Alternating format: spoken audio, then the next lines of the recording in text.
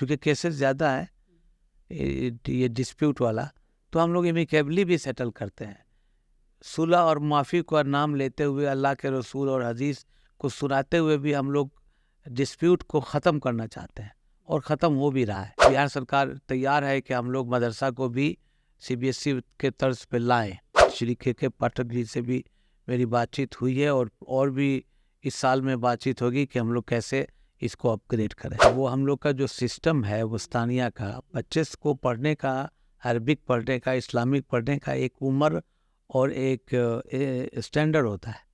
तो आप वस्तानिया तक नहीं पढ़ के पास कीजिएगा तो फिर आगे जाके आप कॉपी कीजिएगा, आप नकल कीजिएगा।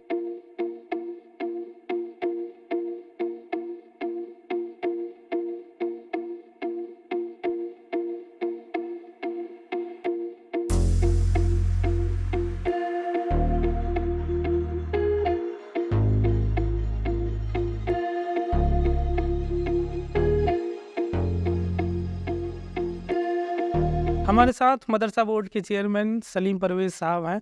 जो मदरसा के तमाम मसले हैं उन पर हम एक एक करके बात करेंगे। सलीम परवेज़ साहब लगभग 5 महीने हो गए उनके चेयरमैन बने हुए, तो हम उन तमाम चीज़ों पर बात करेंगे। सर, पहला सवाल है, तकरीबन 4000 मदरसे बिहार के अंदर चल रहे हैं, 3587 के आसपास, जिसमें से 1942 गवर्नमेंट एडेड है। तो किस तरह का एड, किस तरह का सपोर्ट गवर्नमेंट इन मदरसों को देती है? सबसे पहले तो आपके चैनल का बहुत बहुत शुक्रगुजार हूँ कि आप आज 1 जनवरी को आए मेरे दफ्तर में और एक इंटरव्यू आपने मुनक़िद किया। जहाँ तक आपका सवाल है 1942 मदारिस को कैसे हम लोग ऐड देते हैं, तो बिहार सरकार के कैबिनेट का फ़ैसला है, उसकी अपनी जो पैमाइश है उस पैमाइश को 1942 मदारिस फुलफ़िल किए और कैबिनेट से पास हुआ। उन लोगों की सैलरी उन लोगों को जाती है, जो जितने भी असातिज़ा कराम हैं, जो भी टीचर्स हैं, उनकी सैलरी हम लोग टाइमली देते हैं। प्लस उसके साथ साथ स्कूल में कंप्यूटर लैब, ये सारे इंफ्रास्ट्रक्चर हम लोग देते हैं। इंफ्रास्ट्रक्चर का भी प्रावधान है? इंफ्रास्ट्रक्चर का भी प्रावधान है, कंप्यूटर भी हम लोग प्रोवाइड करते हैं। अभी जो है वो शिक्षा नीति के तहत जो है वो हम लोगों को लैब भी मिलने वाला है और इस तरह से जो है उसको हम लोग इस तरह से काम कर रहे हैं कि जैसे CBSE बोर्ड या फिर ICSE बोर्ड की जो स्टैंडर्ड इक्विवेलेंसी है उसको मदरसा के बच्चे जो है उसको मीट करें। तो हम लोग पूरी कोशिश में है कि ज़्यादा से ज़्यादा उन लोगों को इंफ्रास्ट्रक्चर दिया जाए। लेकिन इस ज़मीन पे कई ऐसे मदरसे दिखते हैं जिसके पास क्लासरूम तक नहीं है, फूस के कमरे में चल रहे हैं, क्योंकि सीमांचल के इलाके में, कोसी के इलाके में बाढ़ आते हैं, तो फूस के कमरे साल भर में, एक ही साल में ढह जाते हैं। तो उसको कैसे सरकार इम्प्रूव करेगी, उसको लेके क्या होना? उसको लेकर के बहुत जल्दी मेरी बातचीत जो है वो हम अपना प्रस्ताव माननीय मुख्यमंत्री आदरणीय नीतीश कुमार जी के पास रखेंगे कि उसको सर्व शिक्षा अभियान से जोड़ दिया जाए। तो सर्व शिक्षा अभियान से जोड़ने से ये होगा कि जो हमारी बिल्डिंग है, जो चारदीवारी है, वो सब उस योजना के तहत उन लोगों को आधारभूत संरचना मिल जाएगी। यानी कि उन लोगों की जो बेसिक रिक्वायरमेंट है वो सर्व शिक्षा अभियान से जुड़ने के बाद वो काम होगा। इन मदरसों को क्या मान्यता देने में भी कहीं क्या चूक हुई है कि कुछ मदरसे बस कागज़ पे चल रहे हैं या बस ऐसे ही सिर्फ दिखाने के लिए कमरे बना दिया, कुछ हो नहीं रहा हो? देखिए, आपने अभी कहा है कि मुझे आए हुए 5 महीना हो गए। मैं दिन रात, हमारी पूरी टीम, हमारे सेक्रेटरी, एग्जामिनेशन कंट्रोलर और सारे स्टाफ जो है दिन रात लगे हुए हैं कि मदरसा के हालात को कैसे ठीक किया जाए, कैसे अपग्रेड किया जाए। और इस मामले में जो आपने पूछा है, तो वो कोसी का एरिया हो या सीमांचल का एरिया हो, यहाँ पे तो बाढ़ वगैरह सैलाब आता है, लेकिन उसी के लिए हम लोग सर्व शिक्षा अभियान से जोड़ना चाहते हैं कि अगर ये सर्व शिक्षा अभियान में मदरसा भी चला जाएगा, 1942 मदरसा जो है अभी जो गवर्नमेंट एडेड है, बल्कि मैं तो कोशिश ये कर रहा हूँ कि 1646 का भी मदरसा का जो है वो कैबिनेट से पास हो जाए, 339 का भी जो है वो हम लोग काम करें, उसको ऐड करें। तो इस तरह से जो है वो आने वाले दिनों में मेरी पूरी कोशिश होगी कि मैं अपने दौरे इक़्तिदार में जो मेरा वक्त मुझे मिला है, माननीय नीतीश कुमार जी ने जो मुझे इस जिम्मेदारी को सौंपी है, उसमें सारे काम धीरे धीरे मैं कर लूँ।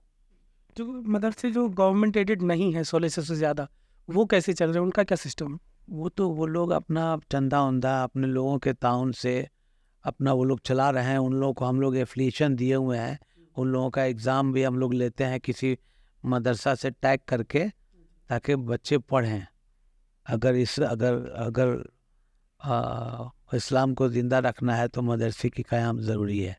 तो उस तरह से हम लोग भी मदरसे के लिए कोशां है कि जो भी हमारे मदरसे हैं, धीरे धीरे उन लोगों को भी, जो मैनेजिंग कमेटी है, उन लोगों को भी मैं तंबीह करता हूँ। हम लोग बताते हैं टाइम टू टाइम कि कैसे आपको सरकार के संकल्प को के रीच तक पहुँचना है, उसके जो गाइडलाइन है उसको कैसे आपको फॉलो करना है, ताकि कैबिनेट से जो मदारिस पास हो जाए वो एक लंबे अरसे तक चलें।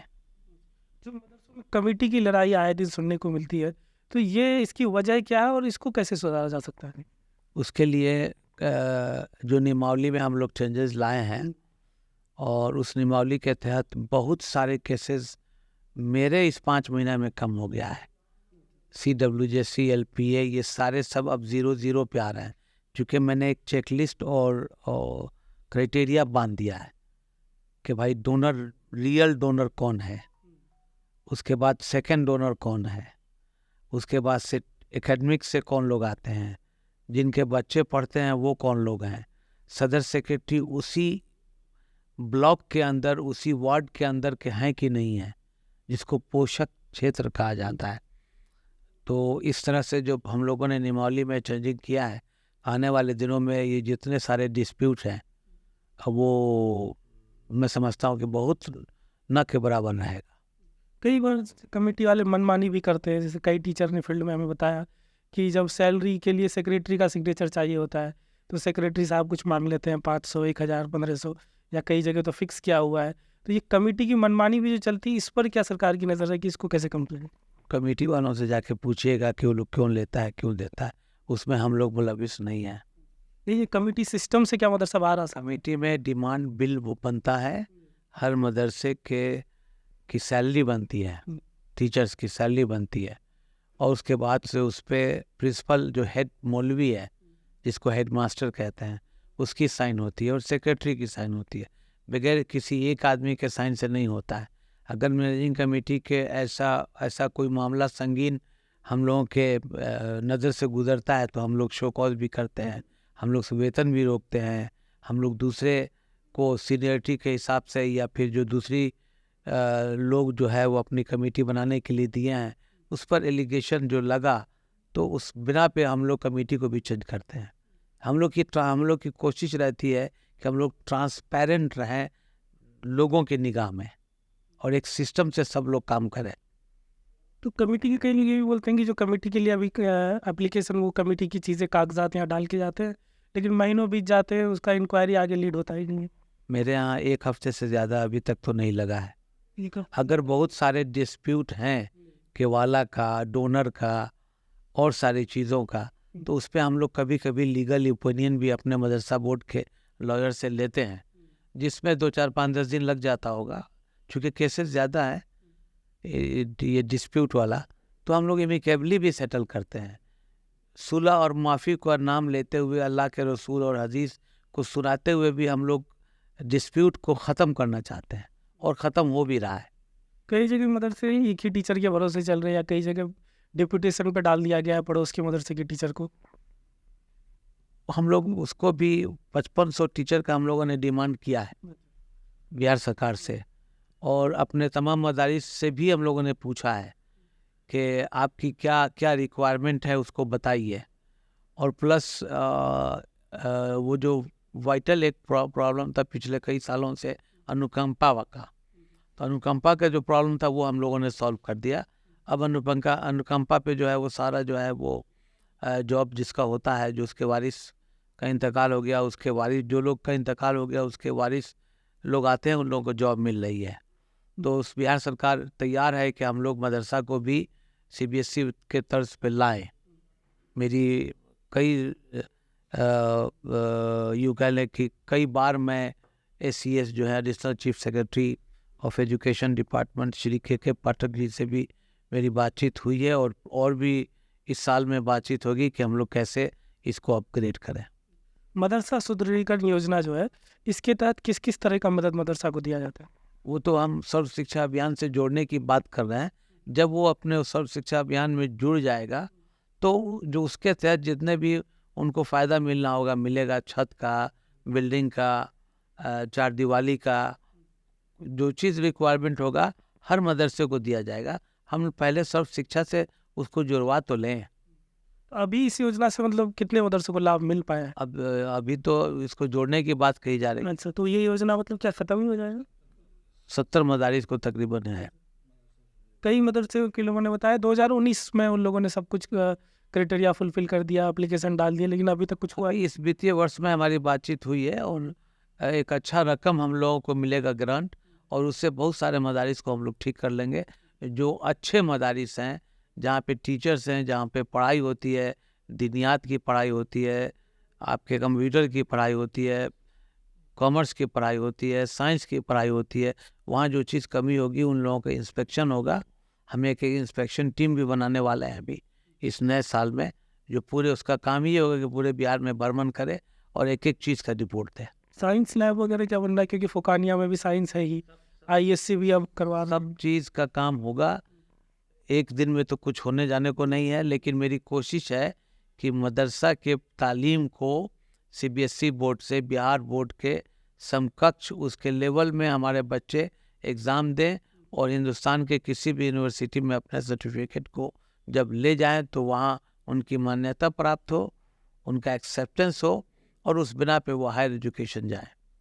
लगभग तकरीबन कितने बच्चे अभी मदरसा से डायरेक्टली एजुकेशन ले रहे हैं, और ये बच्चे क्या मदरसा के साथ साथ प्राइवेट स्कूल या सरकारी स्कूल वहाँ भी क्या जा रहे हैं? ऐसी कुछ इसकी कंप्लीट डाटा अभी मिली नहीं है, हम लोग उसको काम करा रहे हैं कि टोटल डाटा ले लें।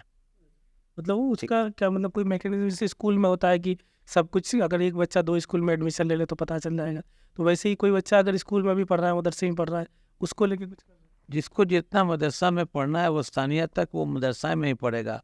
उसको MDM का भोजन बिहार सरकार देती है, वो अपना वो पढ़ाई कर रहा है, दीनी तालीम ले रहा है, कुरान पढ़ रहा है, हिफ्ज़ बन रहा है, कारी बन रहा है, जितना उसको पढ़ना है वहाँ पढ़े। जब वहाँ से छोड़ना होगा उसको तो वो छोड़ करके अपने किसी भी हायर एजुकेशन में जा सकता है। लेकिन ऐसा नहीं होगा कि आप मदरसे में भी पढ़िए और आपका एनरोलमेंट किसी बिहार बोर्ड में भी, वैसा नहीं होगा, डुप्लीकेसी नहीं होगी। कई मदरसे में किताबें मिल रही हैं, जितने बच्चे हैं उनके हिसाब से किताबें नहीं मिल रही। किताब बिल्कुल ही टीचर बताते हैं कि खाना पूर्ति के लिए कुछ सेट भेज दिया जाता है। नहीं, ऐसी बात नहीं है, गलत बात है ये। पूरे जितने बच्चे हैं उनके हिसाब से किताब। जितने बच्चे हैं उन लोगों को जो भी होता है, मदरसा बोर्ड जो है जो चीज़ भी देता है अपने डाटा के हिसाब से देता है। अब जैसे सच फॉर एग्जांपल आज हम लोगों ने कैलेंडर बनाया, ये मेरे सामने पड़ा हुआ है। तो अब इस कैलेंडर को जितने हमारे 1942 मदरसा हैं, 1646 है, 339 है, ये सारे मदरसे को जाएगा, जिसमें सारी चीज़ें जो है वो लिखी हुई हैं। उसी तरह से डायरी भी जाएगा, कितने बजे से कितने बजे तक पढ़ाना है, क्या क्या पढ़ाना है, क्या क्या सब्जेक्ट है, वो सारे निज़ाम से हम लोग चल रहे हैं। यूनिफॉर्म का पैसा मिलता है स्कूलों के मदरसा? यूनिफॉर्म का तो पैसा मिलता ही है, हर एक बच्चे को मिलता है। अब वो उन लोगों का जो डाटा है, डाटा आता होगा वहाँ से उन लोगों को मिलता है। साइकिल भी मिलता है। बच्चे अगर 10th पास कर गए, इक्विवेलेंट 10 जो है ना, फोकानिया मौलवी अगर पास किए तो उन लोगों को मिलता है। तो आखिरी कुछ सवाल है, वस्तानियत में जो है 8वीं क्लास में बोर्ड एग्ज़ाम और हो नहीं रहा, लेकिन मदरसा बोर्ड में अब भी बोर्ड एग्ज़ाम है, तो ये क्या लगता है कि पुराना तरीका है, इसमें कुछ तब्दीली आनी चाहिए? कोई तब्दीली नहीं आनी चाहिए। आपका जड़ अगर मजबूत नहीं होगा, जिसको रूट कहते हैं, पहले आपको याद होगा कि पहले 7th का भी बोर्ड हुआ करता था। और बिहार बोर्ड में भी कुछ साल रहा है 8th में, लेकिन वो 1-1.5 साल में नहीं, वो हम लोग का जो सिस्टम है वो स्थानीय का, बच्चे को पढ़ने का, अरबिक पढ़ने का, इस्लामिक पढ़ने का एक उम्र और एक स्टैंडर्ड होता है। तो आप वो स्थानीय तक नहीं पढ़ के पास कीजिएगा तो फिर आगे जाके आप कॉपी कीजिएगा, आप नकल कीजिएगा, आप में ताकत नहीं रहेगा, आपका जो प्लांट है उसका रूट कमज़ोर होगा। इसलिए हम लोग वस्तानिया तक एग्ज़ाम लेते हैं कि बच्चे जो है जिसका रूट मजबूत हो और उसके बाद जिस जगह जाना चाहे वो जा सके। आपका ऑफिस सर मजरूल में उद्घाटन हो गया 2020 में, नीचे बोर्ड भी लगा है, लेकिन ऑफिस शिफ्ट नहीं हुआ वहाँ अब तक।